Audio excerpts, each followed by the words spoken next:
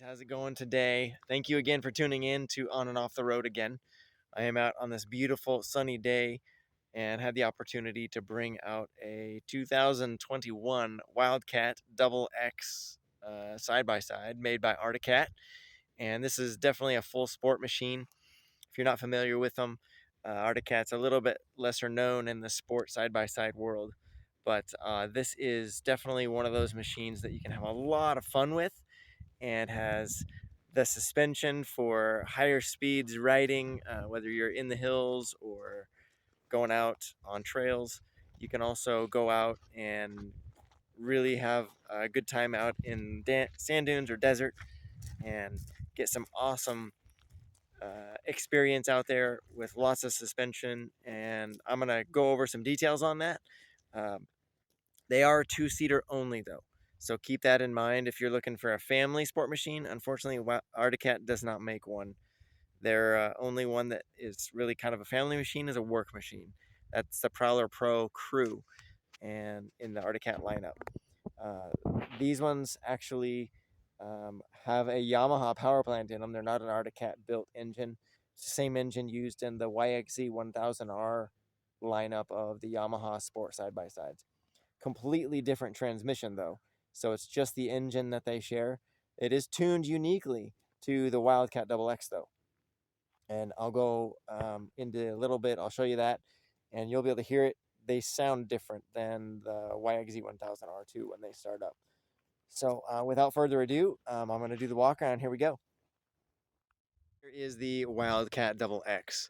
As you can see, it is a full sport, ready to rock and roll machine. It is a little bit bigger dimensionally than some of the other machines. It's probably similar in, it's real similar in weight to like the Polaris Razor 1000 XP or XP 1000.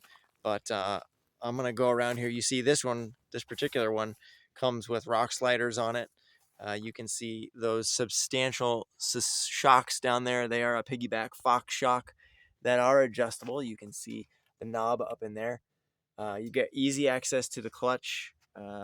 If for some reason something goes on with the belt, easy access right there. One of the things that sets this machine apart is its rear suspension. And let me get to the other side and see if you can see it a little bit better. It is a really stout trailing arm design here, really strong. But the cool part about it is when you extend that shock, it just goes up and down. So the tire, it only goes vertical. A lot of them have an A-arm, and then when you go up and down, it curves. So it does this kind of a motion. That's not the case with this. So if you drive where you get air, these stay at the same width so you don't lose stability. And you can see that substantial rear drive shaft or half shafts there. They're heavily strengthened over previous generations of this. And you can see that that design on those trailing arms is pretty substantial. This one, I believe if my understanding is right, the design on these machines was actually co-developed with Robbie Gordon, who's a Baja racer. You can see that this one has rear bumpers, so it's kind of a cool setup. This one also is equipped with the Arctic Cat spare tire, has a cover on that. These are really nice because underneath this spare tire, this black bin, it actually just, it's removable and you get full service accessibility to your engine. The other thing about it is with that easy accessibility up top, you can even see on the sides, it's fairly easy to access things if you need to this way. Heat shield protection for underneath. You get, the engine's behind you, which keeps some of that heat from being in the cab, which is nice. A lot of these machines, the heat really just stays in the cab. But the thing about this layout of this engine, it is an inline 3-cylinder, so it's a triple, and they really are a high rev range. That's where you go to get the power in the higher rev range. Fuel filler there. Really cool thing on these have real doors. Push down, and then they open up, and you have real doors. They're not suicide. They're not like a half door. These are substantial rear doors. You get a pretty spacious cockpit. There's decent sized foot space, hand grip there for the passenger, and there's actually grips on the doors too. So you have a handle on both sides, glove box, cup holders in the middle if for some reason you need a water bottle or something. Automatic shifter. This one's equipped to be street legal here in South Dakota, so it has a horn, has mirrors. There was a plate on the back if you saw that earlier, and you can see right there. There's your four-wheel drive selector.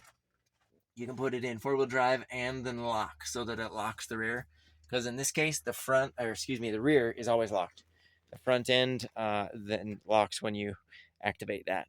This one has the added bikini top on it, which you can actually fold up and have it open. And they've added some grab bars on this. This one has that third or kind of halfway windshield on it. Not a huge fan of those kind of windshields. I prefer a full one. But if you're wearing a full face helmet, it probably doesn't really matter unless it's raining. Then you're going to get wet no matter what. You can see up front, it's got the nice Fox piggyback shocks as well, adjustable. On this, radiator's out front on these machines, but it's pretty well protected. This particular one has a winch up high mount, but your radiator airflow goes through this grill here and then also through this grill. So you get airflow on the front end. It's got substantial ground clearance, which is pretty cool, and pretty stout suspension design up front as well. These are factory tires. Those are the stock wheels. Not a bead lock, but still a nice looking setup.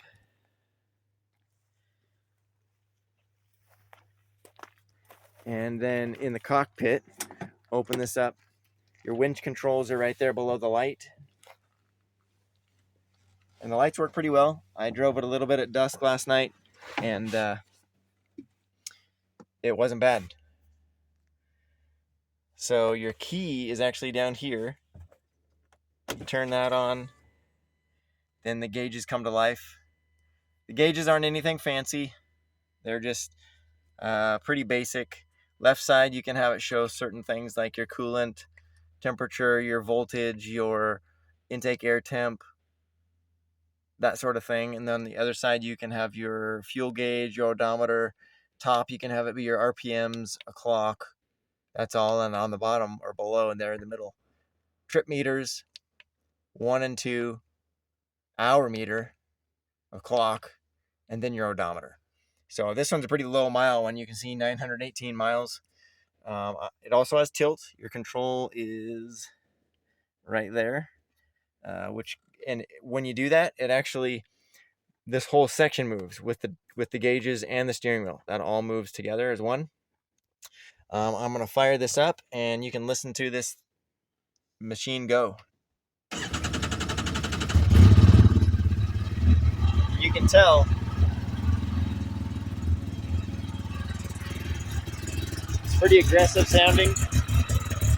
It kind of sounds like it's a drag machine, the way that it kind of rumbles like that.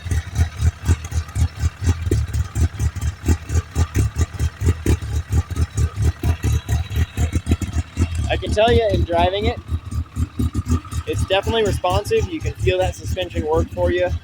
I'll rev it a little bit so you can hear it.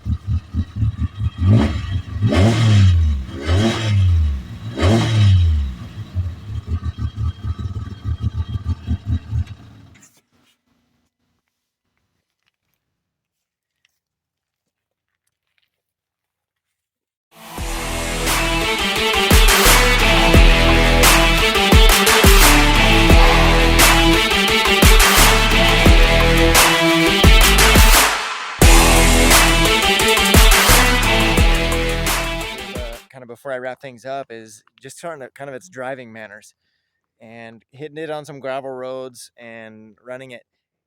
The way that the weight transfers on it is really, it really communicates a lot in the machine.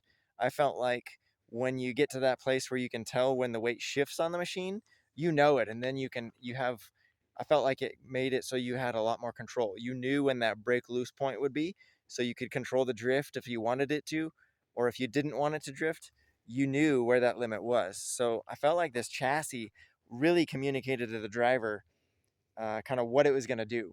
And it didn't feel squirrely at all.